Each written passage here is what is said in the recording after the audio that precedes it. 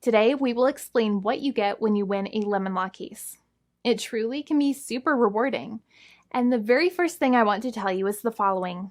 It's not about the specific type of vehicle that you have. There's no specific list of cars or makes or models. New vehicles, used vehicles, leased vehicles, and purchased vehicles, and more can all qualify under the lemon law.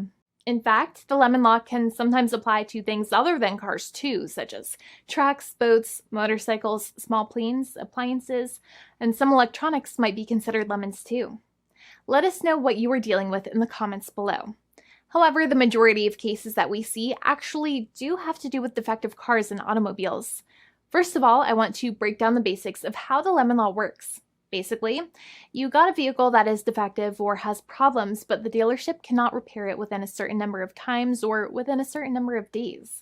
If that's the case, then it might qualify as a lemon based on the state you live in. Pretty much every state of the 50 states of America has a lemon law.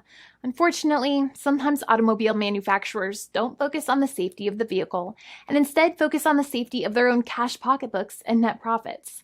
For that reason, if your car is a defective lemon, you should really know about your legal rights. So in the following, I am going to tell you all about what you can get or win when you win a lemon law case.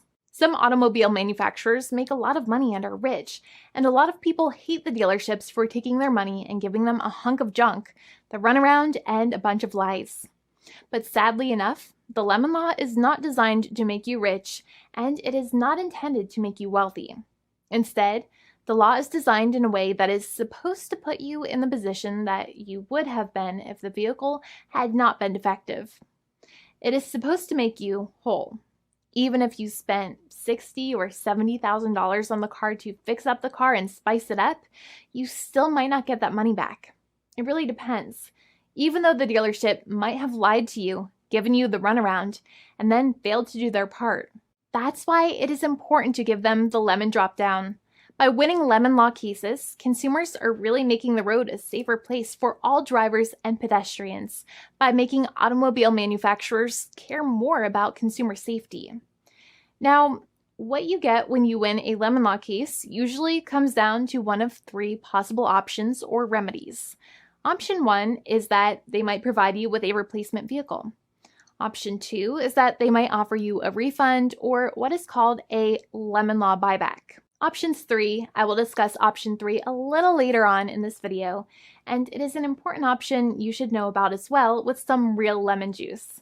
So let's start with the first remedy. Option 1 is that they can provide you with a replacement vehicle, which means you can basically trade your car in for a different vehicle, but there are some important things you should know about this option. The replacement vehicle should be a vehicle of similar value. The replacement vehicle should usually also be a vehicle from the same manufacturer with similar MSRP cost. It's crazy that many times, even though you really don't like dealing with that dealership, you might have to get a second car from the same manufacturer, even though they have lied to you and given you the runaround or given you a hard time. But there is another option with this as well, because year after year, the cost of vehicles might go up and the new vehicle might cost more. That price jump can make it difficult to get a car with the same MSRP price. Even though your car was a lemon, you might still have to pay that extra cost for the new and now more expensive vehicle. Thankfully, there is option 2, which allows you to get a refund through a lemon law buyback.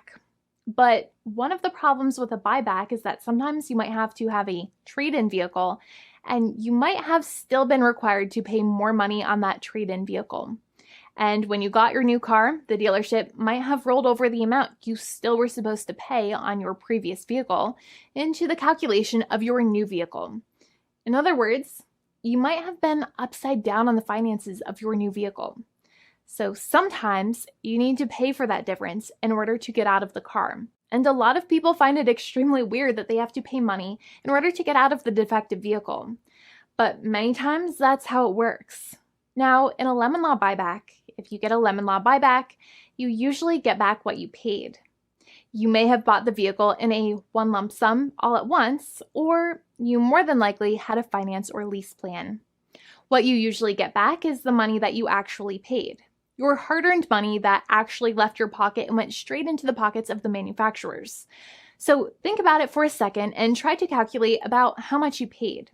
Think about the down payment and also add up all of the monthly payments that you have made for your car so far, it can add up to a lot of hard-earned money. In some cases, it can add up to $30,000 or more, but every case is different. Even though they accept that their vehicle is a lemon, many times the manufacturers still try to pinch pennies and also nickel and dime their customers.